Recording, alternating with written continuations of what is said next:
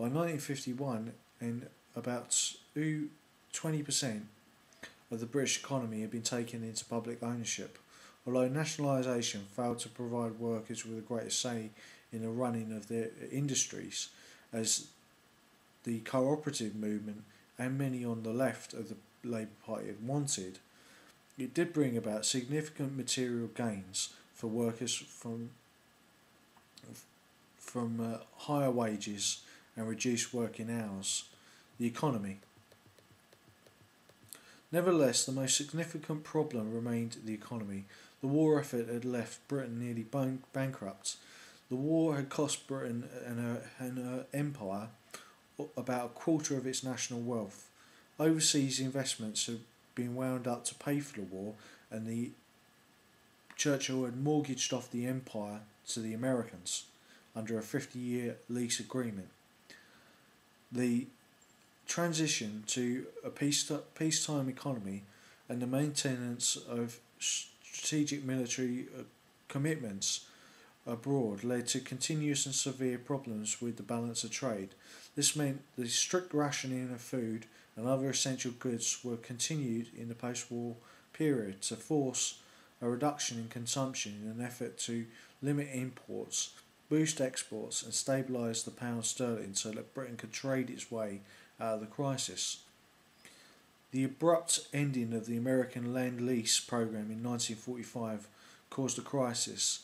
This was mitigated by the Anglo-American loan negotiated in December 1945 by John Maynard Keynes, which provided some respite. The conditions attached to the loan included making the pound fully convertible to the dollar. This was introduced in 1947. It led to a currency crisis, and convertibility had to be suspended after just 5 weeks, in effect a disaster. Britain benefited from the American Marshall Aid program somewhat, but not as much as Germany and France and the other European countries or Japan. In 1948, and the economic situation for Britain improved significantly. However, another balance of payments crisis in 1949 forced Chancellor of the Exchequer Stafford Cripps into devaluation of the pound. Whilst this may have boosted exports, the loss of the prestige of the pound sterling was probably one of the reasons why Britain was seen as a decline in power in many people's eyes after the war. But we had been bombed by the tremendous and bombed almost into submission by the tremendous assault by Nazi Germany. It continues. Despite these problems, one of the many main achievements of Attlee's government was the maintenance of nearly full employment. Listen to that, David Cameron. The government maintained most of the wartime controls over the economy, including control over the allocation of materials and manpower, and unemployment rarely rose above 500,000 or 3% of the total workforce.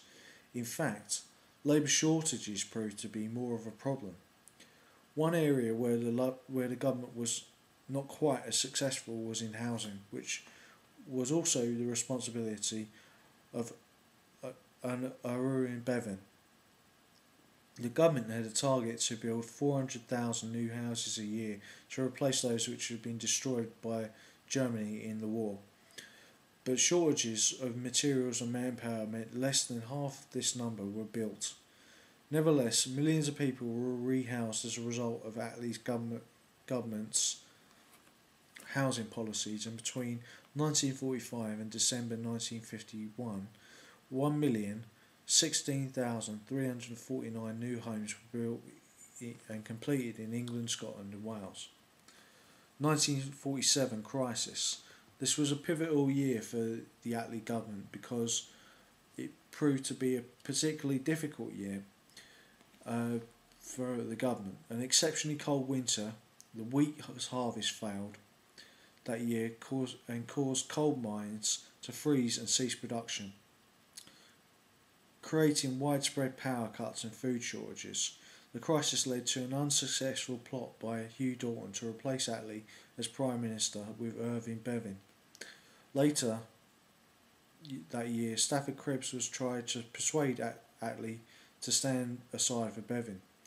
However, these plots petered out after Bevin refused to cooperate. Later that year, Hugh Dalton resigned as Chancellor after inadvertently leaking details of the budget to a journalist. He was replaced by Cripps. Relations with the press and the royal family. Attlee's government faced constant hostility from conservative supporting sections of society, including the conservative supporting press. The Sunday Times journalist James Maggark wrote to the Atlee years, "I've never known the press to so consistently and irresponsibly politically slanted and to be so prejudiced." As early as 1946, the Attorney General, Sir Hartley Shawcross, attacked the campaign of calumny, misrepresentation which the Tory party and the Tory stooge press had directed at the Labour government. Freedom of the press does not mean the freedom to tell lies, in Shawcross's words. In 1946, the government set up a Royal Commission on the Press, which eventually led to the setting up of the Press Council in 1953. Relations with the royal family were also strained.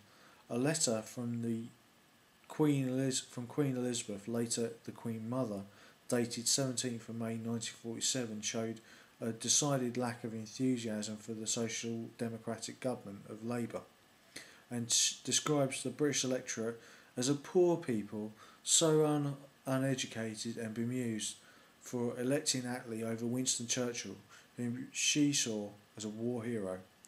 So that's how the royal family see us, a half-educated and bemused people. That said, according to Lord Wyatt, this was to be expected of the Queen Mother, as she was the most right-wing member of the royal family. Foreign policy. Post-war Europe and the Cold War. In foreign affairs, Attlee's cabinet was concerned with four issues: post-war Europe, the onset of the Cold War, the establishment of the United Nations, and decolonisation. The first two were closely related, and Atlee was assisted in these matters by Ernest Bevin. Atlee attended the later stages of the Potsdam Conference in the company of Harry S. Truman and dictator of the Soviet Union, Joseph Stalin.